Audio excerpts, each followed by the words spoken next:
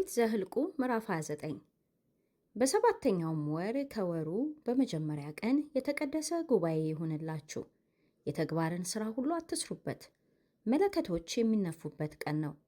ለእግዚአብሔር ጣፋጭ ሽታ እንዲሆን የሚቃጠለውን መሥዋዕት አንድ ወይፈን፣ አንድ አውራ በግ፣ ነውር የሌለባቸውን 7 የአንድ ዓመት ተባት የበግ ጠቦቶች፣ ለእህል ቁርባናቸው በዘይት የተለወሰ መልካም ዱቄት፣ ለወይፈኑ ከመስፈሪያው ከ10 እጅ 3 እጅ፣ ለአውራው በግ ከመስፈሪያው ከ10 እጅ 2 እጅ፣ ለሰባቱ ጠቦቶች ለእያንዳንዱ ከመስፈሪያው 10ኛ እጅ ታቀርባላችሁ።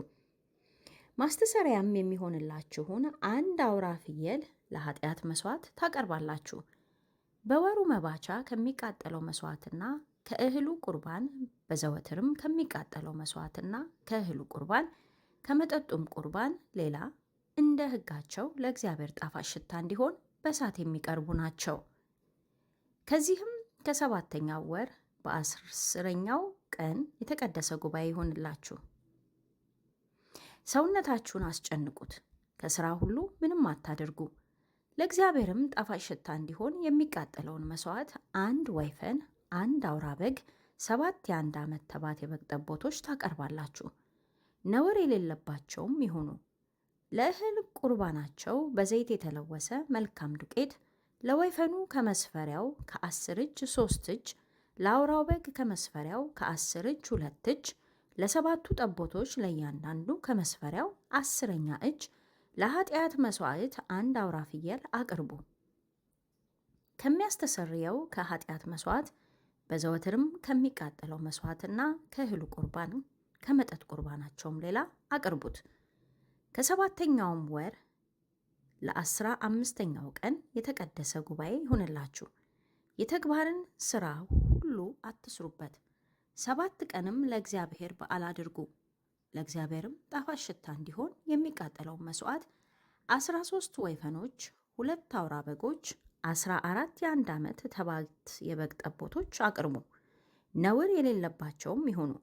ለእህል ቁርባናቸውም በዘይት የተለወሰ መልካም ዱቄት፣ ለ13 ወይፈኖች ለእያንዳንዱ ከመስፈሪያው ከ10 እጅ 3 እጅ፣ ለሁለቱ አውራ በጎች ለእያንዳንዱ ከመስፈሪያው ከ10 እጅ 2 እጅ፣ ለ14ቱ ጠቦቶች ለእያንዳንዱ ከመስፈሪያው 10ኛ እጅ፣ ለኃጢአትም መሥዋዕት አንድ አውራ ፍየል ታቀርባላችሁ።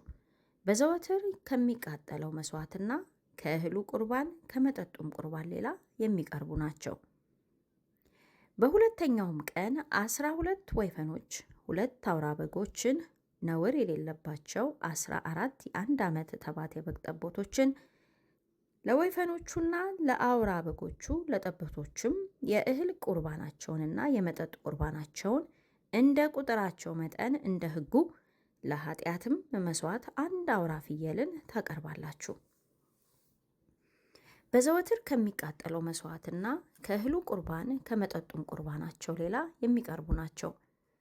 በሦስተኛውም ቀን 11 ወይፈኖች፣ 2 አውራ በጎች፣ ነውር የሌለባቸውን 14 የአንድ ዓመት ተባት የበግ ጠቦቶች፣ ለወይፈኖቹና ለአውራ በጎቹ ለጠቦቶቹም የእህል ቁርባናቸውንና የመጠጥ ቁርባናቸውን እንደ ቁጥራቸው መጠን እንደ ሕጉ፣ ለኃጢአትም መሥዋዕት አንድ አውራ ፍየል ከዘወትር ከሚቃጠለው መሥዋዕትና ከእህሉ ቁርባን ከመጠጡም ቁርባን ሌላ ታቀርባላችሁ።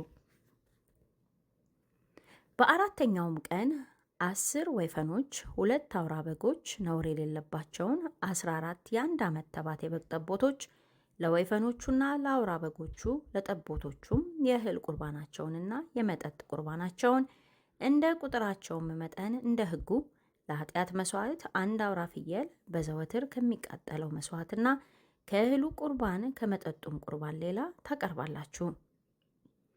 በአምስተኛውም ቀን 9 ወይፈኖች፣ 2 አውራ በጎች፣ ነውር የሌለባቸውን 14 የአንድ ዓመት ተባት የበግ ጠቦቶች፣ ለወይፈኖቹና ለአውራ በጎቹ ለጠቦቶቹም የእህል ቁርባናቸውንና የመጠጥ ቁርባናቸውን እንደ ቁጥራቸው መጠን እንደ ሕጉ፣ ለኃጢአትም መሥዋዕት አንድ አውራ ፍየል በዘወትር ከሚቃጠለው መሥዋዕትና ከእህሉ ቁርባን ከመጠጡም ቁርባን ሌላ ታቀርባላችሁ።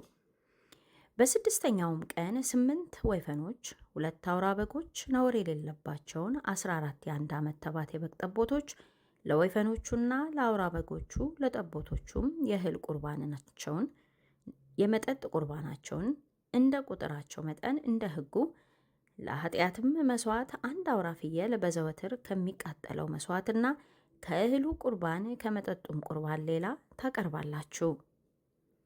በሰባተኛውም ቀን 7 ወይፈኖች፣ 2 አውራ በጎች፣ ነውር የሌለባቸውን 14 የአንድ ዓመት ተባት የበግ ጠቦቶች፣ ለወይፈኖቹና ለአውራ በጎቹ ለጠቦቶቹም የእህል ቁርባናቸውንና የመጠጥ ቁርባናቸውን እንደ ቁጥራቸው መጠን እንደ ሕጉ፣ ለኃጢአትም መሥዋዕት አንድ አውራ ፍየል በዘወትር ከሚቃጠለው መሥዋዕትና ከእህሉ ቁርባን ከመጠጡም ቁርባን ሌላ ታቀርባላችሁ። በስምንተኛውም ቀን የተቀደሰ ጉባኤ ይሁንላችሁ። የተግባርን ሥራ ሁሉ አትስሩበት። ለእግዚአብሔርም ጣፋጭ ሽታ እንዲሆን በእሳት የሚቃጠለውን መሥዋዕት አንድ ወይፈን፣ አንድ አውራ በግ፣ ነውር የሌለባቸውን 7 የአንድ ዓመት ተባት የበግ ጠቦቶች ታቀርባላችሁ። የእህል ቁርባናቸውና የመጠጥ ቁርባናቸው ለወይፈኑ ለአውራውን በግ ለጠቦቶቹም እንደ ቁጥራቸው መጠን እንደ ሕጉ ይሆናሉ። ለኃጢአትም መሥዋዕት አንድ አውራ ፍየል ታቀርባላችሁ።